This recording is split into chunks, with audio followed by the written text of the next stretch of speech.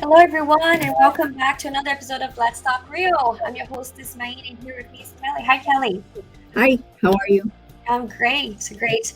I'm actually excited because we're like changing things up now. Every day of the week, every week we're doing a different day now. Right. So hopefully everybody's keeping track of us. So today we're going to be talking about Mortgage 101, all you need to know to understand how it works, what it is, how it comes to be, who can qualify for what, and how it's determined. So Kelly's going to be giving us some pretty amazing insights into the world of mortgage. And if you guys have any questions, please don't hesitate to send us questions here in the comment section. Whatever you are watching from, just send questions that we can answer to you as we move along. So starting with the myth of the day, as usual, we were kind of like thinking about what kind of different myths we could bring it to you guys today. But we decided to bring this one in, which is you cannot pay your mortgage off early. So Kelly, can you give us a little bit of insight into that common myth that people don't really understand? So, so in essence, like I want to say yes and no, you can.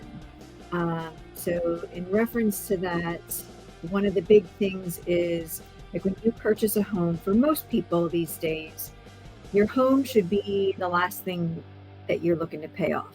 It's not like buying a car, because a car you only have usually 5 to 7 years with amortization and paying that off. And you can pay it down, which can reduce your term on the loan. So on a 30-year mortgage, if you pay one extra principal and interest payment on your mortgage a year, that will reduce your years by 7, which helps you in paying off early. And also to refinancing, people refinance all the time. You can refinance into a shorter term. When you refinance into a shorter term and you put that extra payment on a year, it doesn't reduce it by as much as the 7 years, but it does reduce it.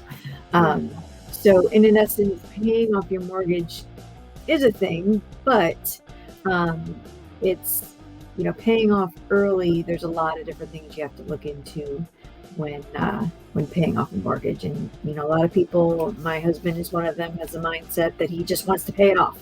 And I'm like, it should be the last thing, like, because you always have equity, right? So it should be just one of the last things you worry about paying off when it comes to paying off debt. So I would say that's one of the biggest things. Yeah, and I think one thing that we can chime into that is that normally a mortgage is going to be one of the financing, the cheapest financing you're going to have among other ones. So car most likely might be higher. It might be about the same, but most likely higher because you have more interest in a very short period of time. So ideally, you want to try to pay that off early. But when you look at the mortgage, it's really a 30-year or maybe a 15-year, but it's a longer commitment, and that interest rate, even if you get a 6 or 7 like right now, that's still pretty small and lower in comparison to other loans that you may be getting. So but the big myth is that people think that they are not allowed to pay off, that there's some sort of pre-penalty payment fee. There could be, so I always check with your lender, but majority of times that is not the case. You can just pay off your mortgage at any time. And I think another thing that I hear from my clients too is that they think, okay, I'll pay off my mortgage, but that means I have to pay off the interest for the 30-year commitment that I did. And that's not true.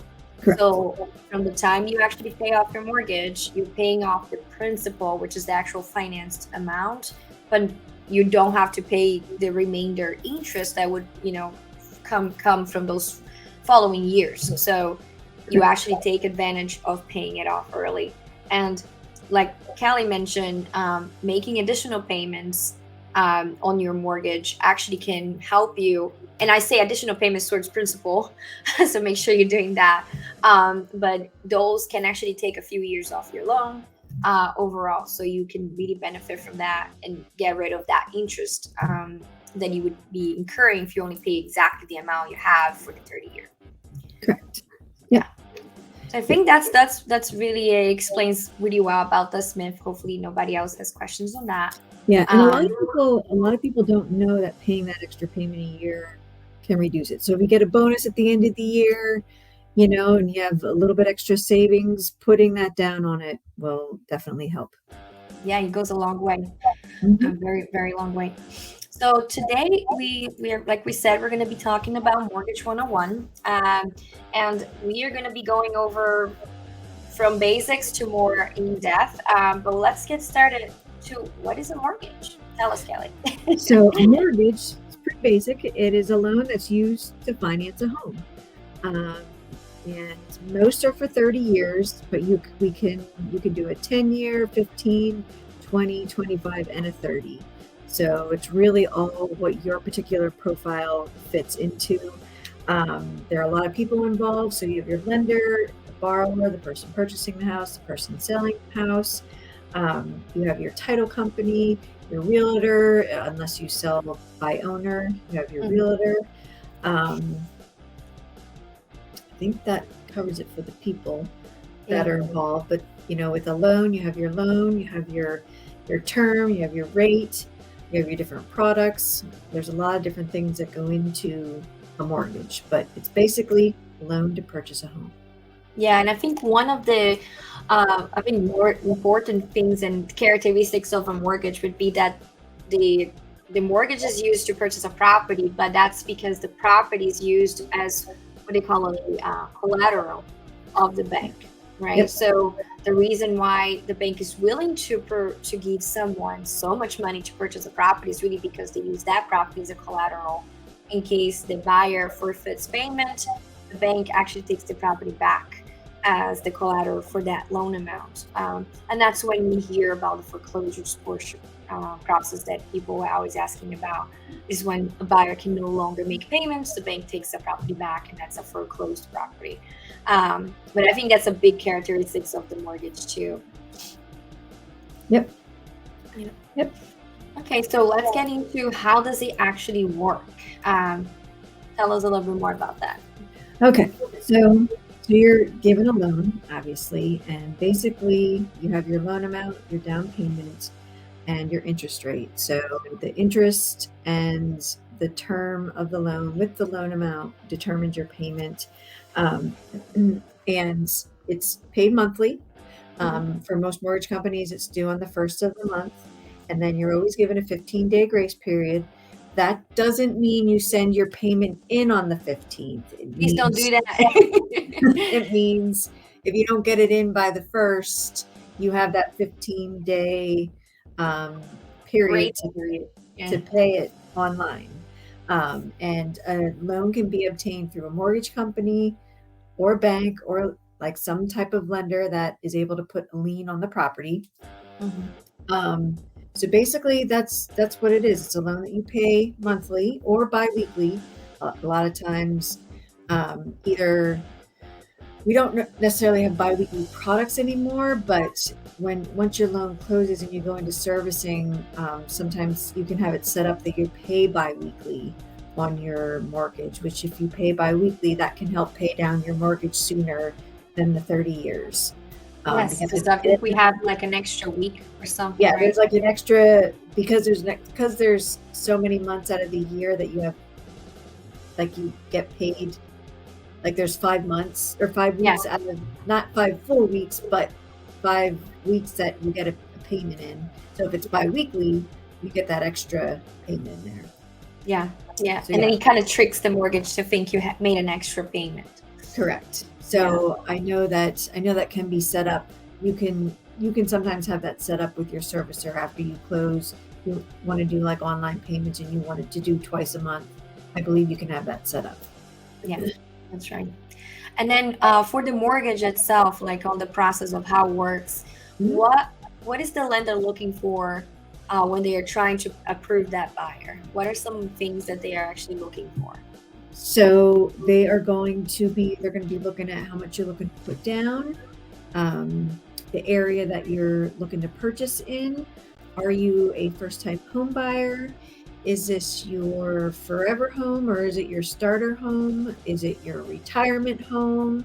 Hmm. Um, So they want to see that. They want to look at credit. They want to see where your credit stands.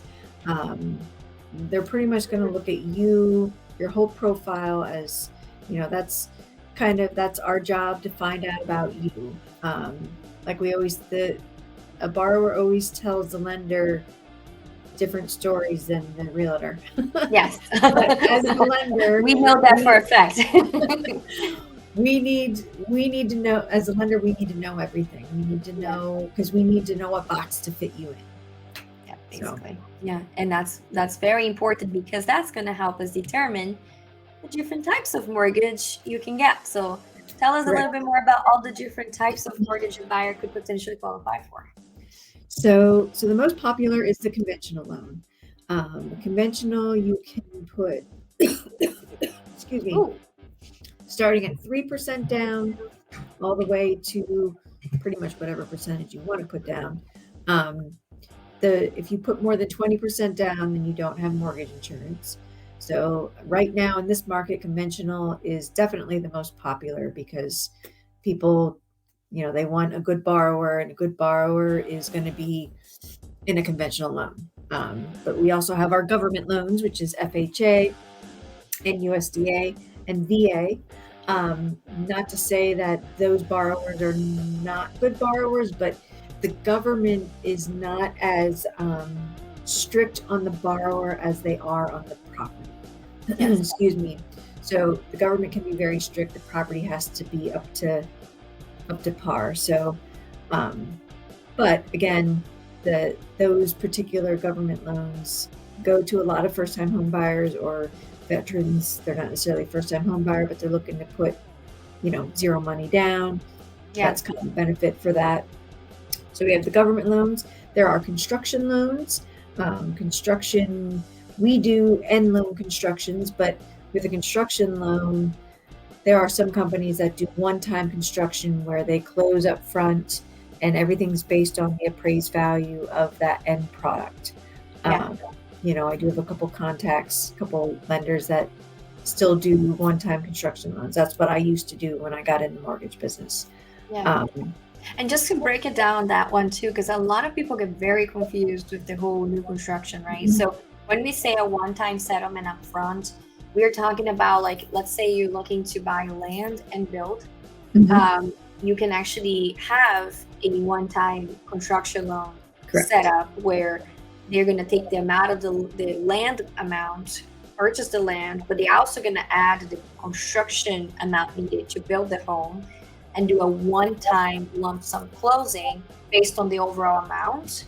The overall value. It's usually Value, based exactly. on, so an appraisal would be done based on the contracts from the builder plus the land, and they do an appraisal based on that information, and Yeah. then they lend on that appraised value.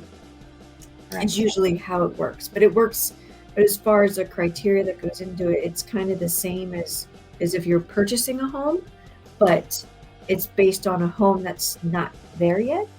Right. Yeah. But with construction loans, I always recommend people add 10% into your loan amount, because when you're building, you are always going to go over.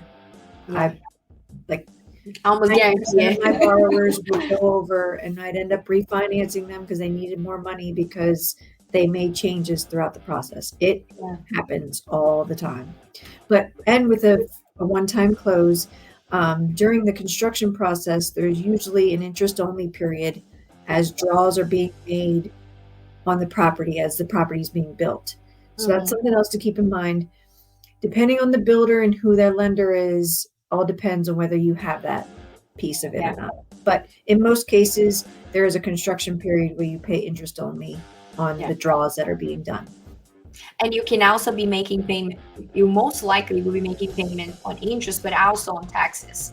And the taxes are usually estimated at the total value that you are actually making your financing on, but you won't be the actual taxes until you get the house is built and a final appraisal is done on the property to determine the assessed value of the township where the house was built. Correct. So a lot of people sometimes don't realize that, because the taxes will seem a lot higher, most likely, at first for that first year because they are prepaying based on the total value. But the assessment usually is lower for tax purposes, and then they're probably going to get some money back after the first year when the house Yeah. is being built. Yeah, they'll put it like we talked about last week. They'll put that like into an escrow Exactly. and get refunded. So that's pretty much the basics. And there is also, and I don't want to get too in depth because it could get confusing, but like we offer PHFA. But PHFA, you can use PHFA with a conventional, with an FHA, with a USDA, with a VA. The PHFA piece of it is the piece that gives the money to the borrower to help with down payment and closing costs. So you can have a PHFA loan, but it's also could be in one of those criteria. It could be a conventional loan under the PHFA program or a VA loan under the PHFA. Correct. Yeah. Correct. Yeah. And then to clarify too, and we will be doing an episode just to talk about PHFA because it's a very popular, very high demand right now from buyers program, because it gives the buyer 5% of whatever the purchase price they're going for back to them as closing cost assistance, and it's a guaranteed credit. It is a forgivable type of grant as soon as you meet certain criteria, which we will explain on our episode about it. So stay tuned to our PHFA episode. But basically, you can have any type of mortgage under the PHFA program as soon as you qualify for the program yourself. And we'll go in detail next time we talk about it. Yes. Alrighty. So are you good with the types of for mortgage then? Yep. Did you mention about the portfolio? I didn't even. Oh, I didn't. Okay. So there also That's is another one. a portfolio type, and portfolio is for people who are way outside the box. And not every lender has portfolio products. It all depends on the customer and what they're looking to do. But a portfolio product is something that they kind of just fits into a smaller box versus these other types. And again, I can't really even think of an example of one, but there are portfolio loans that, maybe they have like a high income, but their credit score isn't the best. Like there are certain things that can go into portfolio loan, but only certain banks can offer those portfolio loans, but it is a thing. So yeah. Okay. Alrighty. So how do the mortgage rates work, and what necessarily determines then? What's the process in that?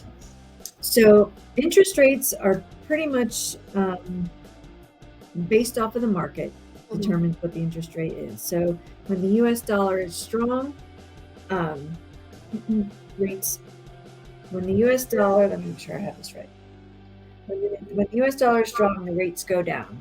When the US dollar is weak, then the rates, do I have that right? When the US dollar is strong, yes. When the US dollar is strong, rates will fall. Yeah, it's When usually the US dollar is weak, the rates will go up. So right now, as interest rates are rising, the US dollar is weak right now. And that's kind of how the market is working. It's Ken really explained it really well when we interviewed him a few weeks back. Yeah. So if you really want to know, you need to watch that episode because he really gave a good explanation as to why our interest rates went down so much back in COVID, and now they're coming back up again.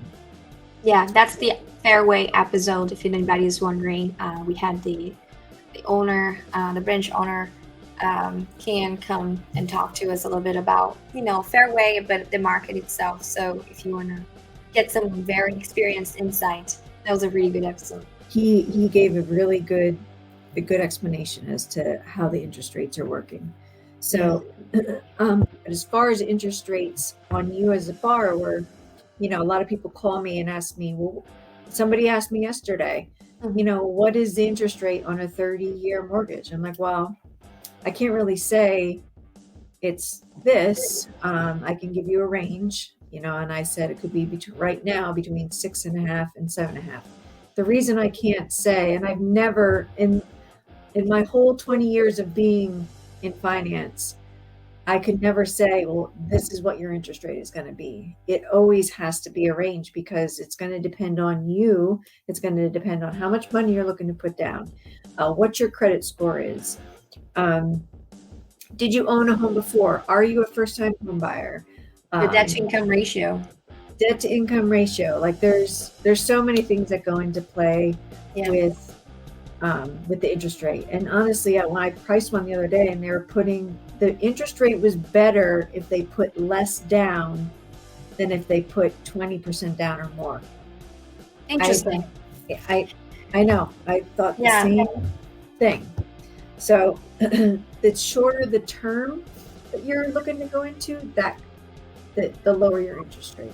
And that's something a big factor there, right? Yeah. So a term has a lot to do with if you're looking to go into usually a 25-year, 20 to 30 year, those interest rates are pretty equal. But if you get less than that, then the interest rate usually does seem to get a little bit better.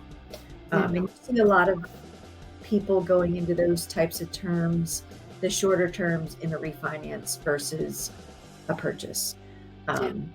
So again, and the rates change every day. Sometimes they change twice a day. So they change twice today. So sometimes they get better, sometimes they get worse. It all depends on the market that day. Yeah. So. And interest rates are something that is publicly marketed and works a lot to make a comparison. If anything, it works a lot like a stocks. If they are putting out stocks at a certain price, the interest rates are similar. You have companies like financial companies out there, they may be looking for a specific type of buyer. They want a buyer, let's say, that has 680 to 700 and with a 38% debt to income ratio, first-time home buyer. And they may be offering a specific rate for that specific type of buyer. And it may be higher or lower than another different type of buyer. But that's all like in the market.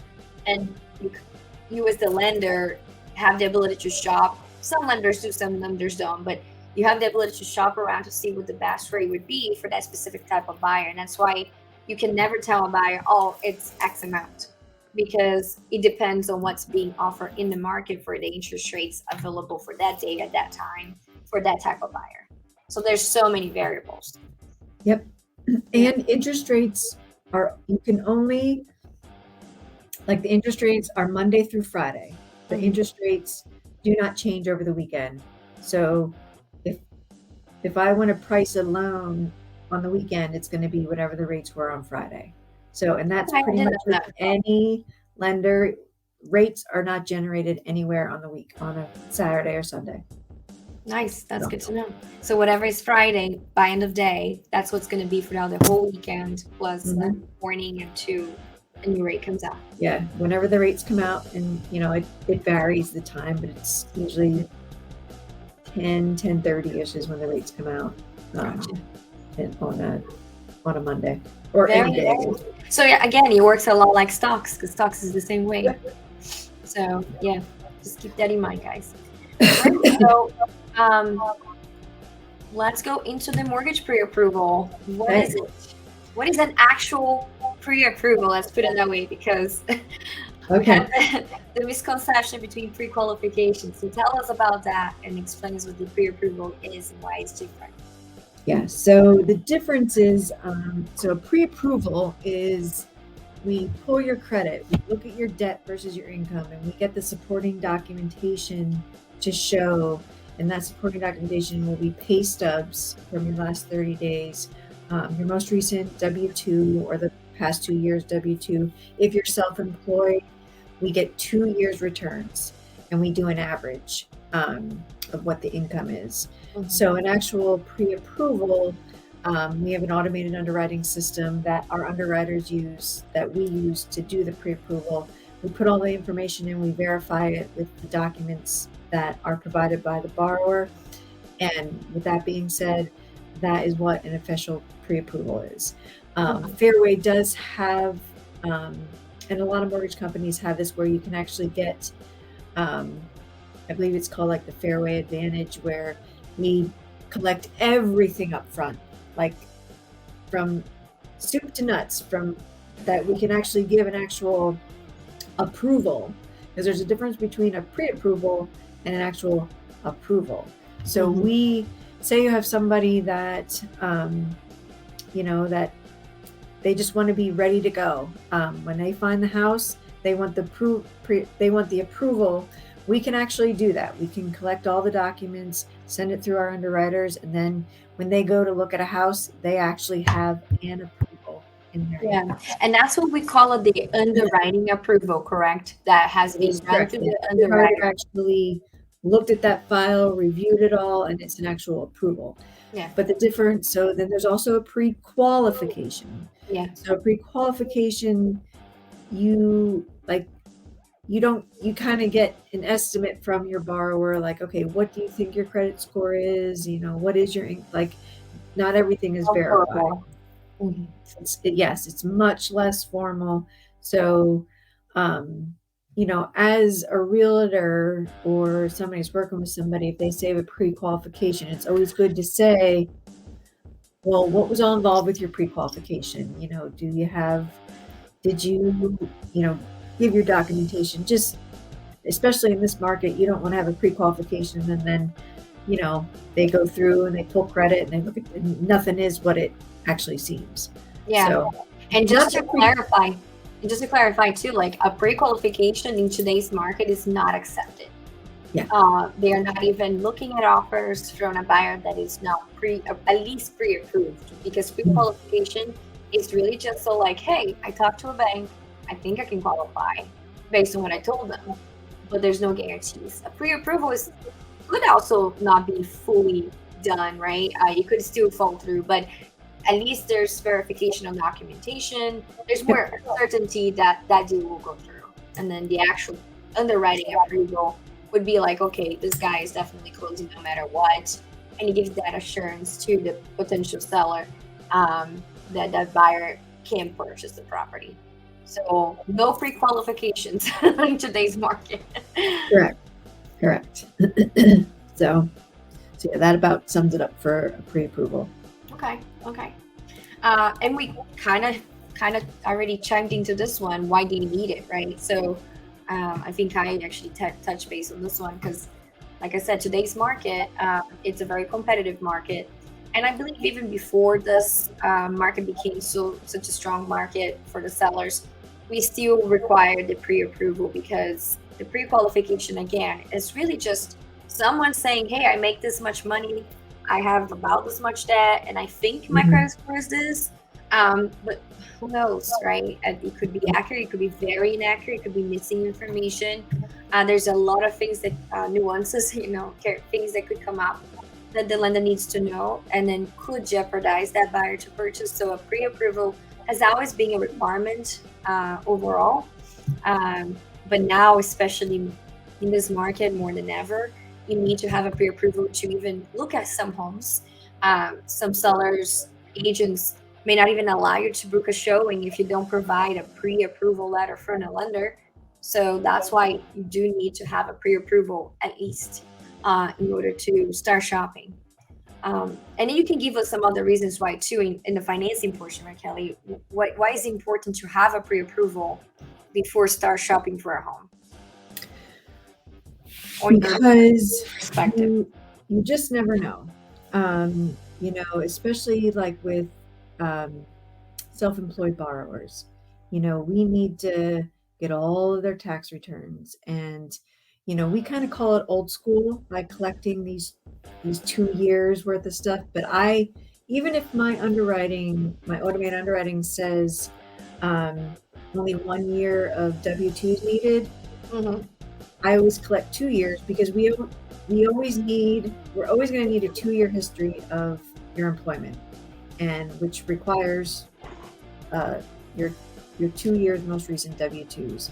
But it really solidifies the deal, especially if I'm competing with somebody else who has a pre-qualification.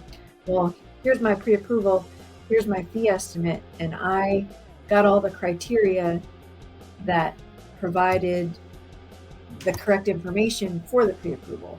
So it's very important when it comes to competing against other lenders and stuff, because I have it all. Like it won't take much longer to get the loan done once they get somebody under contract, because I've already collected everything. Yeah. So it's super important to have all that stuff. And I think on the education piece too, because when you get a pre-approval, I know you do this to all of our buyers. You provide a cost sheet, so that buyer now, with a pre-qualification, you don't get that, but with a pre-approval, you know exactly what your estimated monthly payment is going to be, what your estimated total is going to be. Kelly will make sure that you have the funds to cover that total. So you as a buyer also comes into the shopping arena of homes, that knowing exactly what you can afford, how much your payment's going to be. And sometimes with a pre-qualification, a lot of buyers, and sometimes no, a lot of them come to me with a pre-qualification, not understanding, hey, I'm approved for $500,000 home. But they don't understand that $500,000 home is going to be over $3,000 monthly payment. And they're like, wait a minute, I don't want that. So that knowledge is also important. And that's a big one. That is a big one. People don't think about that. It's not just, hey, can you approve? No, maybe you can. It can even more than what you want to spend. And that's what you need to understand. How much do you actually want to spend, and what your monthly payment, what is your desired monthly payment? Mm-hmm. So we can determine what your purchase price is going to be. We have to kind of work backwards, and the pre-approval help us determine that for you. So you are also a more educated buyer. And I think that's a huge one. Yeah. Yes, absolutely. Okay, so within the mortgage, there's also some limits, right? So tell us what they are and what are some options in case a buyer is in the limit. Yes. So there are actually loan limits and there's income limits. So with loan limits, so the conforming loan amount, which is quite high these days, which is actually $726,200. I remember there was a time when it was like in the 200,000s. That was many years ago. But so that's inflation for you. Yeah. So that's a 1 unit. A 2 unit is $929,850. A 3 unit is $1,123,900, and a 4 unit is $1,396,800. So these are loan limits, not income limits. So they all these loan limits fall within like the conforming and the different conforming loans. So with FHA and the USDA and all them, they also have loan limits, which are much lower than what these numbers are. I don't have all those broken out into what they are, but there is a limit in each one. But what also goes into that, and even with some conforming loans, are income limits. So with USDA, for example, we don't always know what the loan limit is until we get all the criterion, because that depends on the household. Yeah. And with USDA, it includes the household is every person living in that house. Even if they're not in a mortgage. Correct. And they have to include all the income of everyone living in that house. Even if they're not on the loan, they still need to count their income with USDA. However, there is a first-time homebuyer program with conforming, which is 3% down. So with the 3% down, it's home ready or home possible. We can lend up to 80% of the average minimum or average, excuse me, the average income for the county. So the ACI, so the average county income. So every county in PA has a different income limit. And with Home Possible and Home Ready, we can lend up to 80% of that amount.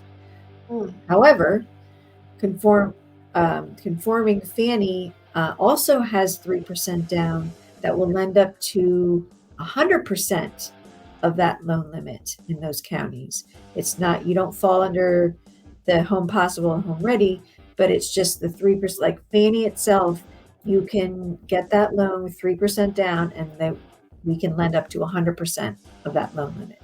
Mhm. So with the Home Ready and the Home Possible, there are first-time homebuyer classes that you have to take, whereas you don't if you're just going to do the 3% down.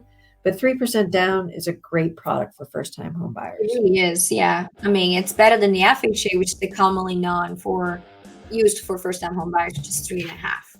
So Correct. it's really Yes, good. and the big thing about FHA is FHA, the reason why it's so popular for first-time home buyers is there are a lot of products you can use with FHA, like getting grants. A lot of the grant programs that you're able to get grant money, you have to have an FHA loan. Like they're usually a government thing Yeah. that you get. And you can get up So, to 50% seller's assistance. You Yep. also have very flexible guidelines for the buyer itself. Like they can have a higher debt to income ratio. So it's a little more easygoing on the buyer. And that's why Yes. it's so commonly used. And that's the big help with FHAs. They're very lenient on the borrower and their credit history. But again, the loan limits, some other loan limits are within, like I'll use Tenfold as an example. Tenfold is in York County and Lancaster County, and there are loan limits in there, but there are also income limits in there. So you're restricted, and that depends on the household too. They don't Okay. count all. They do count all household income for that as well. But the limits, like the income limits, increase as the more people are living in the house. It's a little more flexible there. Correct. So, but that's just another example of a loan limit and an income limit, because it falls into play. So that just kind of sums it up with a mortgage. Each mortgage and each product has its own criteria that you have to follow. And that's why me as the lender needs to find out about you and your background, what you're looking for, to see what would be the right product to fit you in. Exactly. But because we could probably go on and on and on forever about all the different things with the mortgage, but this pretty much covers the basics. Yeah. Do you have any questions? Yeah, so we did get one question, and they were asking, what if the house happens to be higher than the loan limit? What are the options available? Like the purchase price of the house? Yeah, they were saying, what if it's above 700 and some thousand, I think you said.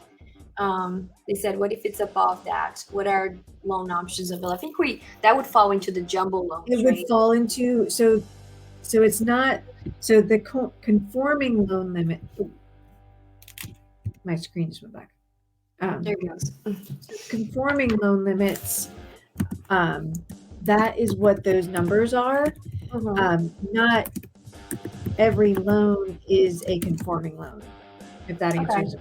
So there are jumbo loans. So if the loan ends up being higher than that $726,000 for a single unit, you would just get bumped into a jumbo loan. And we have products for them as well. Okay. So, yeah, that should answer. So basically, you're just going to need a different type of loan, not a conforming loan, a jumbo loan to purchase a $1 million home or something. Yep. And conforming is just kind of that word that they've always used for the conforming loan amount. It gets higher and higher every year. Like I said, 20 years ago when I get into it, it was in the 200 some. I don't remember exactly what it was, because that was now it's 726. But that number has increased quite a bit over the years. Yeah, so have the house prices. Exactly. Yeah. So, that should summarize. I think that's the only question I saw coming in. Do you have anything else, like in particular, that you want to share in regards to mortgage that we maybe didn't touch base? Let's see if I have any other notes. Maybe just some other things that we look at, like, what salary is needed. There are some common questions. Well, it's not that you need a particular salary, it's just necessarily a particular income. And every product is different, so it all depends on which product that person would fit into. Um, Another question is what are good mortgage terms? Well, the good mortgage terms are all going to depend on you and what you're looking for, but the normal mortgage term is a 30-year fixed mortgage. That's the most common. Yeah. And I mean, people have to think that with the 30-year, majority of people fall into that because, of course, you're stretching that principal, that purchase price through 30 years, so your monthly payments are X. But if you do a 15-year term, of course, your monthly payments are going to be higher. So you really depend on the person's finances and ability to pay a higher monthly payment. Sometimes they may prefer because they want to just be able to get rid of the property payments sooner. But sometimes it actually may be more cost effective to go on a 30-year and make additional payments because they might end up paying sooner than 15 years if they actually make additional payments. But they won't have to if they can't afford to. And I think that's one of the reasons people go for 30.